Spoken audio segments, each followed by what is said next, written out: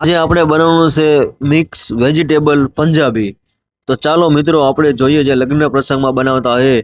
તો આપણે એમાં લીધા છે કેળા. કેળા તળી નાખવાના, પછી લીધા બટેકા. બટેકા પણ તળી નાખવાના, પછી આપણે લીધા છે ચીમલા મરસા, એ પણ તળી નાખવાના છે. પછી આપણે મકાઈ અને ફણસી બાફી નાખવાની છે. તો પછી આપણે ટમેટાની ગ્રેવી કરી છે.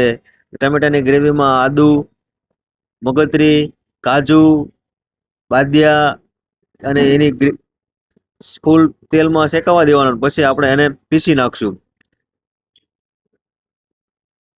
પીસાઈ જાય પછી આપણે મેકશું તેલ વઘાર માટે. તેલ મેકીને એમાં નાખશું આપણે વઘારનો મસાલો. એમાં છે જીરું, તમાલપત્ર અને આખા મરચા અને હિંગ. તો ચાલો મિત્રો આપણે જોઈએ હવે. પછી એમાં નાખશું આપણે જે ટમેટાની ગ્રેવી કરેલી છે તે. આપણે એકદમ જેન શાક બનાવવાનું છે આજે, તો ટમેટાની ગ્રેવી નાખી દીધી છે એમાં.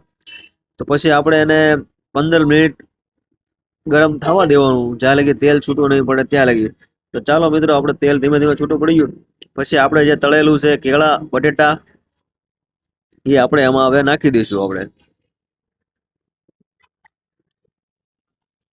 નાખીને પછી આપણે એમાં નાખશું આપણે જે મકાઈ અને ફણસી બાફેલી છે તે. એ નાખીને આપણે મિક્સ કરી નાખશું. આપણે આમાં રીંગણા એવું કઈ નાખવા નથી, ચેન શાક બનાવવાનું છે. તો પછી એમાં નાખશું આપણે કસ્તુરી મેથી.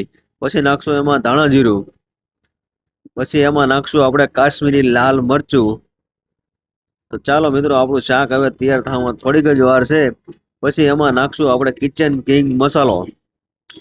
કિચન કિંગ મસાલો નાખીને એમાં નાખશું હવે આપણે ધાણા, અને આપણું શાક હવે તૈયાર થઈ ગયું છે. તમે જોઈ શકો છો મિત્રો, ગરમા ગરમ.